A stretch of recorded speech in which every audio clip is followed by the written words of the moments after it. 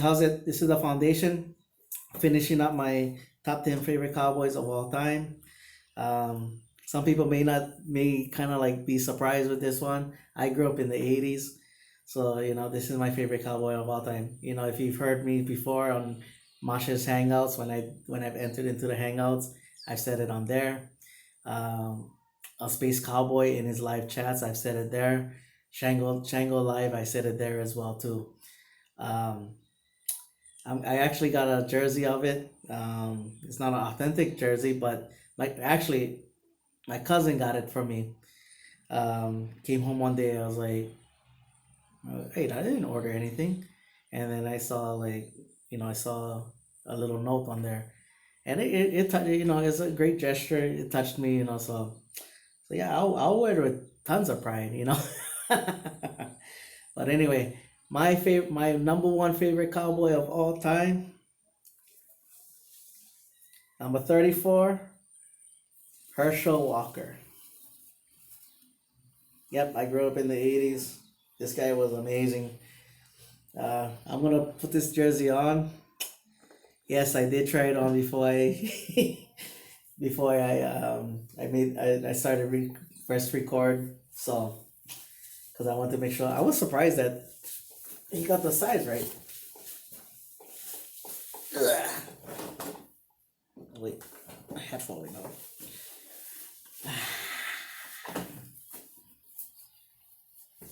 Yeah, mahalo much to my cousin.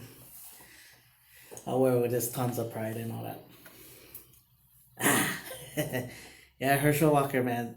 Growing up in the 80s, and all that. At that before, prior to that, Ed Tutal Jones was my favorite player. But then when Herschel burst on the scene, especially that the goal, the game winning touchdown against the New York Giants, man, I was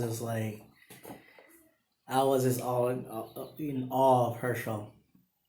Man, because like the things was that he was so versatile. He played wide receiver, he played fullback, played running back. I mean, you put him in. I mean, to the right now, I saying this. If you put him, Herschel Walker, in this game type of game, he'll be dominating because he played wide receiver better than some wide receivers. And that's how much he meant to the Cowboys because for a little while that was the only weapon that they had. I mean, they had other good players, but nothing like compared to him, he was the one that was making the huge plays. Um, yeah, so like when in 1989, gotta tell this part of the story. Um, you know, I felt so bad for Tom Landry. As a little kid, I was like, well, maybe they're just gonna ask him to like stop coaching. Like in my young mind, I said like that. And when I heard the word fired, I was like, what the hell, Jerry? That is that is so mean, you big meanie. and but growing up in the 80s again, I became a big fan of Miami Hurricanes became my favorite team. And when I heard that we hired Jimmy Johnson, I was like, ooh, yeah, the way he can get everybody flying around the ball. Plus, he get Herschel Walker. Oh, yeah, yeah, I was so happy. And then a few games in, they traded him.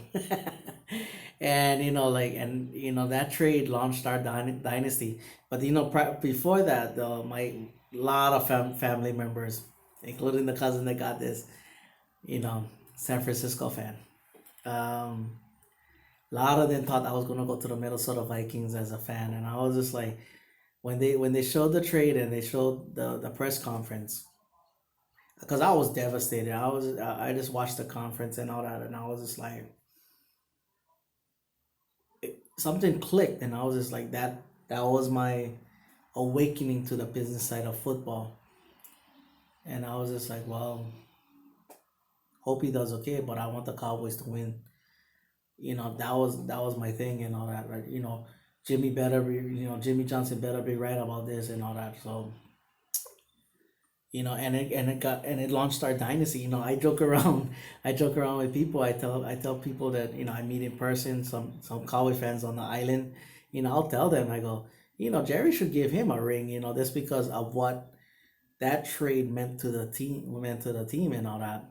If and when, when, not if, but when Jimmy Johnson gets inducted into the Hall of Fame, I hope he thanks Herschel Walker. It's like, hey, thanks for all the draft picks you got, we got because of you, I mean, because it got us Emmitt Smith, it got us Alvin Harper, it got us Darren Woodson and all that. So it got us a ton of great players and all that. So so yeah, but and then when he came back to the Cowboys, I was like, wow, what a story to how to end. You know, you got a guy that got traded away. He didn't want to be traded away, and he got us three Super Bowls, and to come back, and we still had a very solid team, and I was like, what a way to end the career. You know, coming back to the Cowboys and being a part of another Super Bowl team. That's how much I thought of the '96 season. I was just like, man, we're gonna dominate and this and that, and like that, when in that game, I mean, in that stuff too, I was just like, because I did not fear I did not fear the Packers. I respected them, but I just was like, we got their number. And in that arrogant kind of way, I overlooked the Panthers. I was just like, Panthers, they good. I mean, dang, bro, they got some players, but they gotta wait a couple years. They're not gonna be on our level yet. Like I was thinking, like how the 1991 season was to us. You know, that was thinking them. I was thinking that was them. But when they beat us again, I mean, especially the way we dominated the Minnesota Vikings too. On top of that, I was just like, bro, there's no team that can stop us. Not, I didn't fear the Broncos. I just thought we was gonna win, and I was so pumped because I was like, yes, Herschel Walker gets to win the Super Bowl with the Cowboys. What a way to end the career and all that. And talking about Herschel Walker's versatility, some of my favorite plays, when he came back to the Cowboys, that go ahead touchdown against the Jaguars, and and then 1987, when Pelura started in the game. That's why for all you Romo fans that say that Romo never have help, should look at the Cowboys stuff. At that time when Herschel was on the team, has Steve Pelura as the quarterback, and Steve Pelura threw this bomb in the air, and then Herschel Walker got it. And then what I remember from that game, I was just like, wow, Herschel didn't barely touch. I mean, he didn't touch the ball as much as I thought when I remember the game, like when I first saw the game. But his impact was so big. He had over like almost a 200 yards, but every time he touched the ball was a big play, and all that. Like one of my most iconic things about Herschel though, is inside the NFL when I was on HBO, every time they will show that montage of him, coming going in the end zone, and then against the Cincinnati Bengals, and they hit him and he's getting in the end zone and all that, and he's still on his feet and everything like that. That's like to me a iconic look from him. But oh yeah, and then the couple plays again. I mean, I know we lost the game though, but the couple plays against the Eagles, running an 80-yard touchdown, catching that pass for a touchdown, 80 yards again, you know. But I know it's not against the Redskins, it's not against the Giants, it's not against the Eagles, it's not against the at that time, the Cardinals. But my favorite play of Herschel Walker of all time is that overtime run against the New England Patriots. I mean, it was just like burst through, broke a tackle, gone. I mean, I mean, you saw the power and the speed. You know, this he has so much power and so much speed. Like was freaky, and that's why I say to this day he was so ahead of his time. Today he'll be dominating. So yeah. Uh, it's so funny too. That's a little side note before I get out of here.